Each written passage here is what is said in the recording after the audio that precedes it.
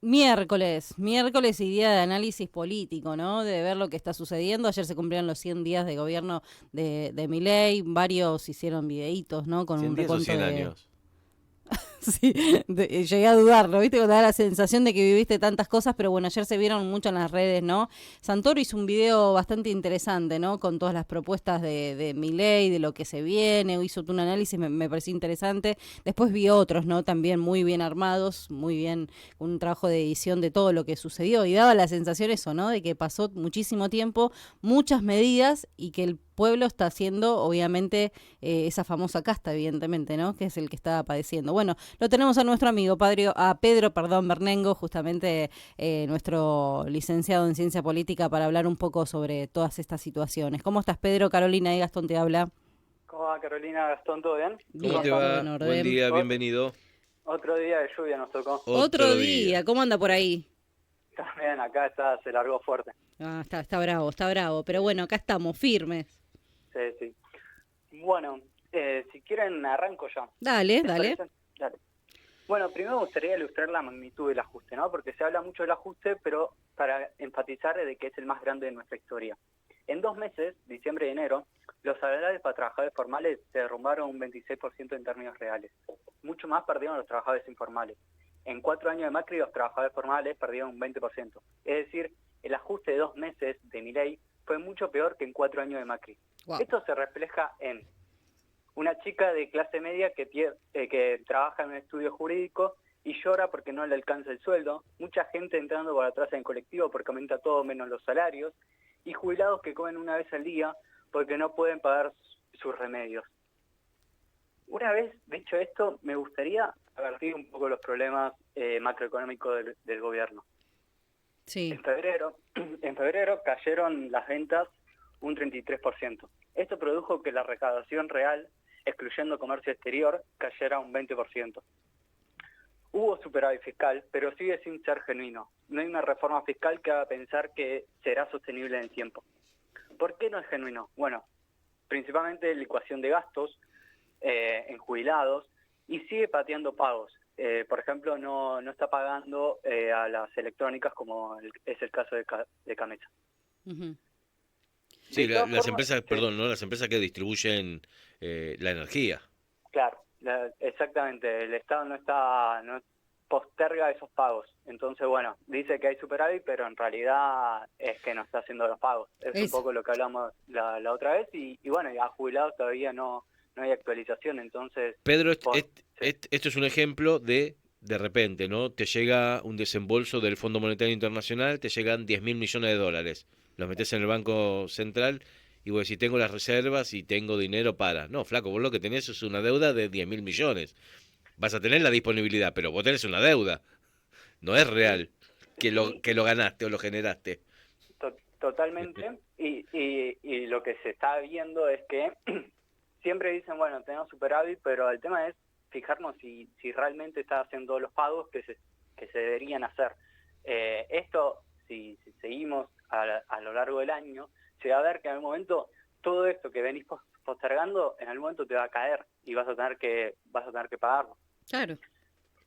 Eh, Bien, y bueno, de todas formas, a ver, hubo algún buen reflejo del gobierno en decir, bueno, tenemos superávit, porque salieron a decir eso justo después del rechazo del DNU en el Senado. Pero bueno, vamos de vuelta, porque en abril se va a plantear ahora una nueva fórmula jubilatoria. Esta forma jubilatoria hay que ver si va a generar las condiciones necesarias para que sigue habiendo este superávit, entre comillas, genuino. Pero bueno, ya se sabe que esta reforma jubilatoria va a hacer perder a los jubilados 17 puntos. Es decir, van a arrancar de un piso más abajo. No van a poder recuperar nunca esos 17 puntos que van a perder si se aprueba esta fórmula jubilatoria. Y sería una actualización una vez al mes con inflación de hace 2 meses. Es decir, se empieza a actualizar en abril con actualización de febrero, es decir, con la inflación de febrero. Usan la inflación de febrero para actualizar. ¿Bien? Pedro, Bueno, pero perdóname. perdón, Sí, pero eso sería un golazo, porque en febrero, ¿cuánto fue? Dijimos, 20%. 20%. Bueno, De sería un todas golazo formas, si en abril la inflación es del 8, sí. vamos a ponerle toda la fe del mundo, entonces a vos te aumentan un 20, pero bueno, habría que ver Ya, si eso es así. ya estamos igual, ya se hace el cálculo de que hay 17 puntos que va a perder los jubilados porque todo lo que fue diciembre y enero hicieron que el poder adquisitivo de los jubilados cayera tanto que no vas a recuperarlo, aunque en febrero, aunque uses la inflación de febrero. No, Igual, Pedro, perdón, pero ayer le preguntaron a Dorni, él dijo que descartó esa nueva ¿Ya la fórmula. descartó? Sí, Bien, bien, bien, aparentemente bien. le preguntaron y dijo que no es una alternativa que creen que debe dar la Lo, política, digamos. No sé. lo que sucede ahí es que hubo algún rechazo de algunos bloques de Congreso, de Ah, diputados. ok. Entonces, Adorni se ve que el gobierno sigue negociando por toda la cuestión de la ley ómnibus y el claro. DNU. Se está negociando ahí a ver qué es lo que va a pasar. Pero bueno, Habilítenos esto, nosotros le habilitamos esto. Igual claro. Adorni, viste que no es ni médico ni nada, entonces No, opina por... habría que ver cuál va a ser la fórmula jubilatoria, porque si no es esta, donde de todas formas se iban a perder 17 puntos y iba a haber un plus de 10%, habrá que ver cuál es la que propone el gobierno. Yo leí ayer que el gobierno no la iba a hacer por decreto, así que la va a tener que pasar por el Congreso y bueno, habría que ver las negociaciones que hay ahí. Bien. Ojalá que sea una mucho mejor que la que estaban proponiendo. Sí, eso Bien. esperamos todos, sí. Después se mantienen las dudas del programa monetario. Todavía no se sabe a qué esquema se va, ¿no? Esto genera mucha incertidumbre en la economía, en el mercado, en la gente, ¿no? Si sea un tipo de cambio fijo, descartado por ahora por Caputo, pero no se sabe, tipo de cambio flotante con o sin banda o competencia de monedas. Pero hay algo que sí quiero señalar, que es para mí muy importante, es que el gobierno, aunque no la vea, ve algún tipo de límite en el ajuste, porque el gobierno se da cuenta que la gente ya no aguanta más. Por eso postergó algunos aumentos como tren, colectivos y gas. En las propias encuestas que maneja el gobierno, la gente dice que le gustaría acompañar, pero no sabe si llega a fin de mes. O sea, no sabe si todavía tiene la plata para acompañar al gobierno. Y todavía faltan 2 meses que van a ser peores en términos inflacionarios. O sea, marzo es un mes siempre complicado para la inflación porque empieza el colegio, porque todavía hay aumentos que se van a hacer. Entonces, bueno, todo lo que es tarifas, ¿no? Principalmente. Entonces, el mes de marzo podría ser más o menos un poquito más igual o un poquito menos, pero no de una forma significativa la inflación que fue el mes pasado. A ver, y acá hay otra cuestión que también me gustaría plantear, que es, si se sigue por este camino, política recesiva y sin emisión de moneda, es bastante probable que en algún momento baje la inflación. Pero ¿a qué costo? ¿Con qué nivel de actividad? ¿Y cuál sería el motor de esa recuperación? ¿De qué piso nos recuperaríamos? Y aún más importante, ¿con qué sociedad nos vamos a encontrar? Claro. Ese es Con el, la, sí. ese es el tema, de tanto aguantar, digamos, con cómo se llega a eso, digamos, ¿no? Como sociedad, como pueblo, ¿cómo llegamos? Sí, o sea, estamos viendo que cada vez la gente está peor, o sea, está bien, podemos ir todavía más a fondo y en algún momento, obviamente, porque ya en un momento tocas piso, empezás a recuperarte, pero bueno, ¿de ¿Quiénes son los que dónde, quedan en no? el camino? También. Bueno, ¿No? con eso quería decir, con las privatizaciones de Menem aparecieron los primeros piqueteros en el 96. Después de varios años de recesión, en el 99 aparecieron los cartoneros. En la sociedad que viene, ¿con qué grupo social nos vamos a encontrar, no? Son preguntas que hay que hacerse, me parece. Sí. Bien. No sé si quieren que toquemos algún otro tema más, pues, el tema del DNU o análisis de Sí, Congreso. expectativas que hay, ¿no? Con respecto a lo del DNU, o El DNU sea, estamos todos esperando que sí. lo den de baja. Y estamos Sí. esperando todos esos, digamos, ¿no? No sé por qué tardan tanto. ¿Qué probabilidades ves ahí, Pedro? ¿Qué análisis? Bien. Mira, si hacemos una cuenta así, medio de almacenero, Sí, pareciera que el gobierno podría tener como los votos necesarios. ¿Por qué digo esto? Tratemos de dividir al Congreso, sobre todo a diputados, en 5 bloques importantes. Vos tenés al peronismo, que tiene la Unión por la Patria, que tiene 99. Libertad de Avanza tiene 40 ahora porque se sumaron Espert y Álvaro Martínez la semana pasada, si no me equivoco. El PRO tiene 37, los radicales tienen 34 y Hacemos Coalición Federal tiene 23. Parecía que el gobierno, más allá de que es agresivo muchas veces con la política, tiene alguna especie de maniobra o elasticidad, ¿no? Se ve con Guillermo Franque sobre todo eso. Si vos tenés a Santiago Caputo, el líder de el guardián de la ideología y la doctrina libertaria y de la comunicación del presidente, es mucho más agresivo y va a fondo contra, en teoría, todo lo que la casta y no le deja pasar una, en teoría. Después en realidad vemos que el ajuste la pasaba mal la gente, pero bueno. Claro, pero aparte Sí. es algo surrealista, ¿no? Porque Santiago Caputo te dice, habla en contra de la casta y él Siendo pertenece a la casta. Sí, siendo el O sea, Caputo, ¿no? son Sí, ellos sí, la sí. casta. O sea, Sí, total. es algo de una locura tremenda. Pero bueno, vemos en Santiago Caputo alguien que es como el guardián de esa doctrina libertaria, si se quiere. Y en cambio Guillermo Franco viene más del palo de la política. Entonces Guillermo Franco se sienta, negocia, trata de conversar. Después quizás el gobierno le dice, che, todo lo que conversaste y todos los acuerdos que llegamos, los derribamos. Pero bueno, por lo menos Guillermo Franco se intenta hacer ese trabajo. Claro, pero ahí vos tenés otro punto también, ¿no, Pedro? Sí. Está bien, vos venís la primera vez, sos Guillermo Franco, venga muchachos, vamos a arreglar esto, el otro. A los 2 días o al otro, o a los 10 minutos, todo para atrás, fantástico, la primera vez. Va la segunda, viene Guillermo Franco, habla, che, consenso, pibi, dale, fantástico. Viene el gobierno, no, todo para atrás. Y la tercera Claro. te dicen, no, anda, No, ya Guillermo Franco, está. vení, tomate un café y anda para tu casa. Le van a decir. Exactamente, sí, exactamente.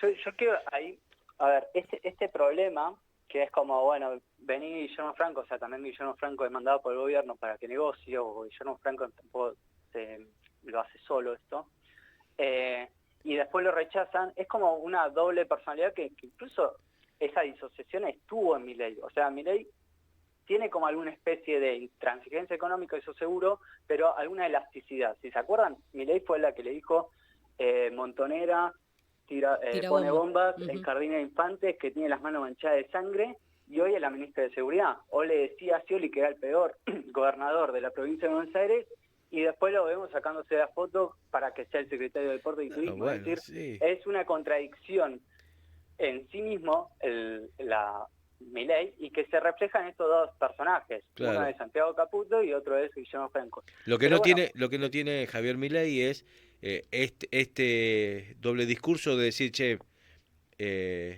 lo va a pagar los jubilados y los trabajadores no van a pagar, y al otro día lo que están pagando todos son los jubilados y trabajadores. Nunca pasa al revés. no, Nunca no, pasa, no. che, va a caer no sé, un castigo sobre los trabajadores y el pueblo y después, no, cae sobre los empresarios. Nunca pasa al revés. No, obviamente que no. O sea, pensamos que el programa del plan económico de Milei en ese sentido es hiper ortodoxo. O sea, va a ir a ajustar nunca va a ir a ajustar a los empresarios, sino a los trabajadores, o en este caso clase media o jubilados. De A mí, hecho, a Pero mí, bueno, a mí me da la sí, sensación que Javier Milei, al margen de tener esta flexibilidad, es un oportunista, sí, cara de piedra, sí. para que la gente entienda a lo que me refiero, que te basurea y después si te necesita, bueno, vení. Me hace acordar a otro expresidente, pero bueno, en fin, no lo quiero traer a la memoria. Sí, bueno, si vemos la apertura de sesiones, él fue muy agresivo para referirse a lo que fue la clase política, y después como decía, bueno, pero ahora firmen el acuerdo. Es como, no se entiende, o sea, es como hay una cuestión ahí de disociación, digo yo. Pero bueno, quiero ir a una cuestión más de qué dicen los manuales para llegar a un acuerdo cuando vos sos presidente y no tenés porcentaje de bancas, ¿no? sí. Que se puede hacer un paralelismo con lo que sucede en Brasil, en Lula, porque aunque les cueste creer, bueno, quizá no, Lula, el partido de Lula tiene casi el mismo porcentaje de bancas que Milei, y sin embargo logró generar lo que se llama un presidencialismo de coalición, que sería lo ideal para tener una estabilidad, un programa económico, sustentabilidad política, tener peso político y poder llevar adelante las medidas que se quieren llevar. Entonces, yo lo que quería hacer era dividir un poco el Congreso, sobre todo diputados, en 5 bloques, ¿no? Estos que ya les dije. Y si vos hacés la cuenta, así de almacenero rápido, vos te das cuenta que Milei podría llegar a tener 134 siempre y cuando ninguno de estos bloques, sobre todo los radicales, no se rompan, ¿no? Porque hacemos coalición federal, está el grupo de Miguel Ángel Pichetto, Massot, Monzó, que son gente que suele acordar con el oficialismo, suele negociar con el oficialismo. Recordemos que Pichetto fue, más allá de que fue vicepresidente de Macri en su momento, fue alguien que negoció todo con Macri en el Senado para que pasen las leyes que Macri quería en el Senado. Bueno, hoy trata de hacer eso mismo en el Congreso. Bueno, pero desde el gobierno no lo ayudan mucho tampoco. No, Ese bueno, es el problema. ellos mismos piden, por favor, déjanos ayudarte, les piden ellos. Pero bueno. El tema es que, perdóname, no, pero el tema es que también estas negociaciones que se dan habitualmente, digamos, se dan en contextos normales. Lo que se está planteando ahora es que el tema del DNU va a presentar un precedente. O sea, históricamente Argentina nunca estuvo frente a una situación así de un DNU que quiera, digamos, que tenga que ver con 300 leyes.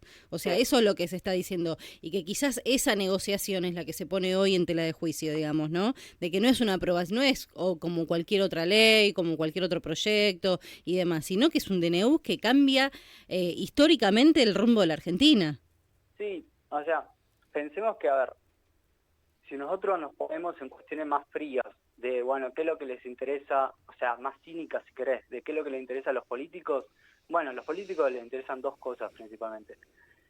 Por un lado, conseguir algún tipo de agenda o cuestión así mediática que les permita mantenerse en el tablero político, y por el otro lado necesitan, ellos tienen a cargo bastantes personas, porque hay grupos que los siguen, entonces necesitan repartir como cargos si querés. Entonces el gobierno lo que les puede ofrecer a todos estos bloques es, está bien, yo acepto tus preferencias y te saco, no sé, tal cosa del DNU que no te gusta, por ejemplo, todo el tema de prepagas, que lo podemos hablar, que es un tema que para mí es el más débil de todo el DNU, o sea, tiene muchísimos puntos débiles, pero el de prepagas es terrible porque aumenta todo el tiempo y la gente no se puede ir de la obra social, lo único que puede hacer, o sea, no se puede ir a otra obra social, lo único que se puede hacer es retirarse y dejarse sin cobertura.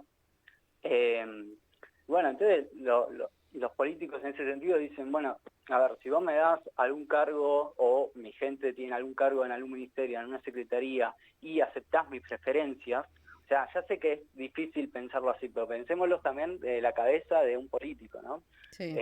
Que su trabajo y su forma de vivir es básicamente mantenerse. O sea, no buscan otra cosa. O sea, también se puede pensar que algunos buscan también el bien común, busca la mejora de la vida, de la sociedad, pero en líneas generales el político piensa de esta forma tan fría, porque bueno, ya normalizó muchas cosas de su trabajo, ¿no? Son políticos profesionales en ese sentido.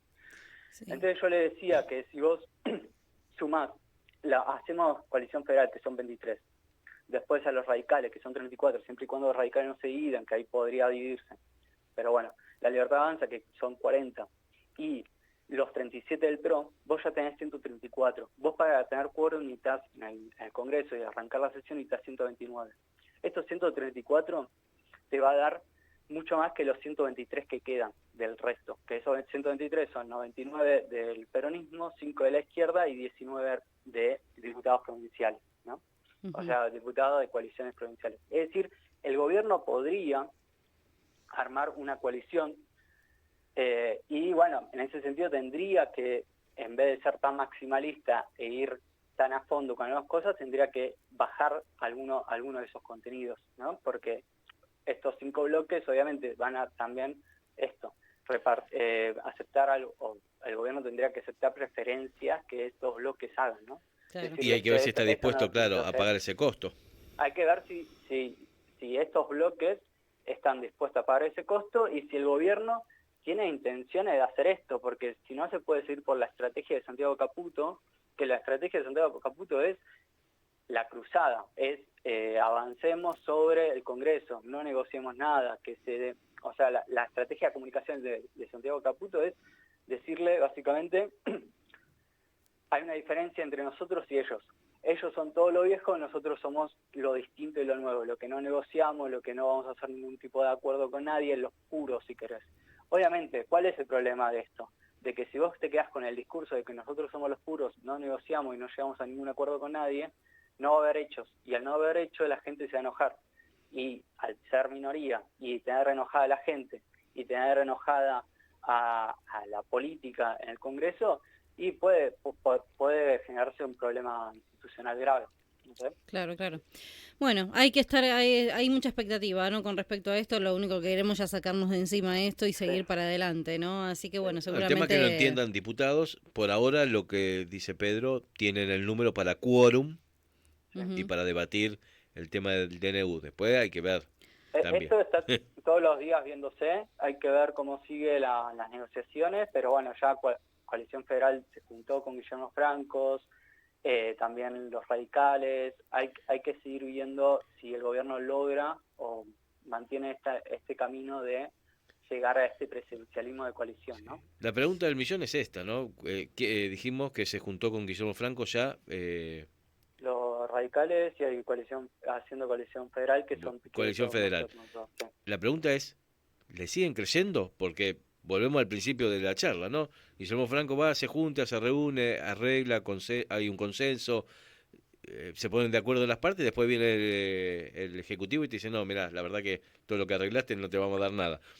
Entonces, ese es el riesgo, que le sigan creyendo a alguien que no te da ninguna garantía. O sea, en política no hay confianza, hay desconfianza entre los actores, siempre.